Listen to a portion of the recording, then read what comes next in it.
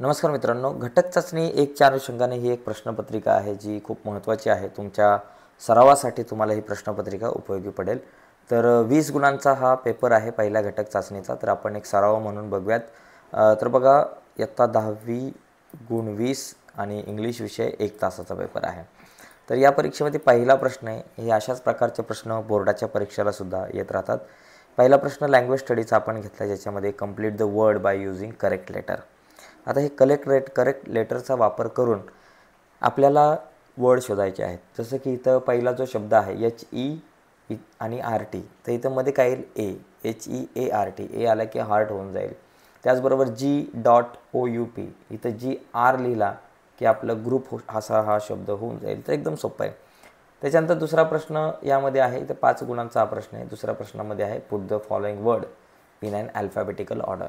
तर यांना अल्फाबेटिकल ऑर्डरमध्ये लिहायचं आहे. जसं की रोड आहे, क्युरिओसिटी आहे, डार्क आहे, इम्पॉर्टंट आहे. तर याच्यामध्ये ABCDमध्ये पहिला येतो C येतो अल्फाबेटमध्ये.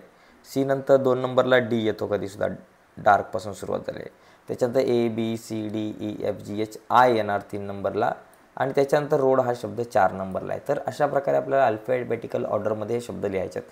मी डोक्यावर 1-2-3 आकडे लिहिले आहेत तसं नाही लिहायचं. तर इथं पहिला क्युरिओसिटी शब्द, नंतर डार्क आहे, नंतर मग इम्पॉर्टंट आहे, मग रोड आहे, असे शब्द लिहायचे. त्याचप्रमाणे हा प्रश्नसुद्धा तसाच आपल्याला सोडवायचा असतो. पुढे पंच्युएट द फॉलोइंग आहे. House that set Nathu. तर इथं हाऊस दॅट हा एक शब्द आहे, हा एक प्रश्न आहे. म्हणजे H जो आहे तो आपण कॅपिटल काढला पाहिजे. नथू जे म्हणतोय त्याला डबल इन्व्हर्टेड कॉमामध्ये असलं पाहिजे. दॅटच्या नंतर प्रश्नचिन्ह पाहिजे, त्याच्यानंतर कॉमा पाहिजे. तर हे तुम्ही सोडवा तुमच्या लेवलला. मी आता सगळ्या प्रश्नांची उत्तरं या ठिकाणी सांगत बसत नाही आहे, पण इम्पॉर्टंट्स आहेत ही प्रश्नपत्रिका.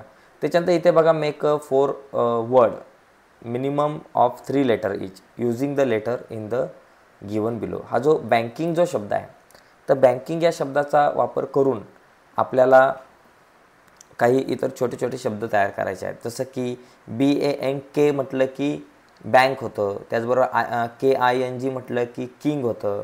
BA आणि N म्हटलं की बॅन होईल. त्याचबरोबर BA, इथं बघा खाली उत्तरं तुम्हाला दिसत आहेत. तर या व्यतिरिक्त सुद्धा काही शब्द तुम्ही तयार करू शकतात. ओके. त्याच्यानंतर पुढे बघा, पुढे आहे आपल्याकडं हा पॅसेज आपल्याला एक वाचायचा आहे व्यवस्थित, आणि हा पॅसेज वाचून त्याखाली दिलेल्या प्रश्नांची उत्तरं लिहायची. तर बघा मित्रांनो, ही जी प्रश्नपत्रिका आहे नीट बघून घ्या, स्क्रीनशॉट मारा, किंवा जर याची PDF हवी असेल तर काळजी करू नका. या व्हिडिओच्या खाली डिस्क्रिप्शनमध्ये मी लिंक दिलेले आहेत.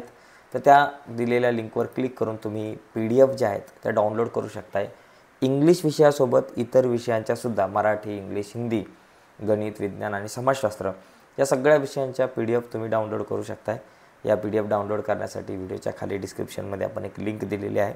त्या लिंकवर क्लिक करून तुम्ही आपल्या वेबसाईटवरती जाल आणि त्या वेबसाईटवरती जाऊन तुम्हाला हव्या असलेल्या विषयांच्या PDF डाउनलोड करू शकताय आणि तुम्ही अभ्यास करू शकताय. ठीक आहे मित्रांनो, तर ही प्रश्नपत्रिका आपण संपूर्ण बघून घेऊयात. ओके. तर याच्यात 3 गोष्टी घेतल्या. लँग्वेज स्टडी घेतलं, त्याच्यानंतर एक आपण पॅसेज घेतलं आहे आणि एक कविता. तर अशा प्रकारे मित्रांनो ही एक आपण प्रश्नपत्रिका जी आहे तिचं स्वरूप बघून घेतलं. ही नमुना प्रश्नपत्रिका होती. हीच प्रश्नपत्रिका येईल अशातला भाग नाही, परंतु या प्रकारचे प्रश्न आपल्याला येतात. तर अशाच इंग्लिश आणि इतर विषयांच्या प्रश्नपत्रिकांसाठी व्हिडिओच्या खाली डिस्क्रिप्शनमध्ये दिलेल्या लिंकवर तुम्ही क्लिक करू शकताय आणि या प्रश्नपत्रिका डाउनलोड करू शकताय. बाय सर्वांना, धन्यवाद.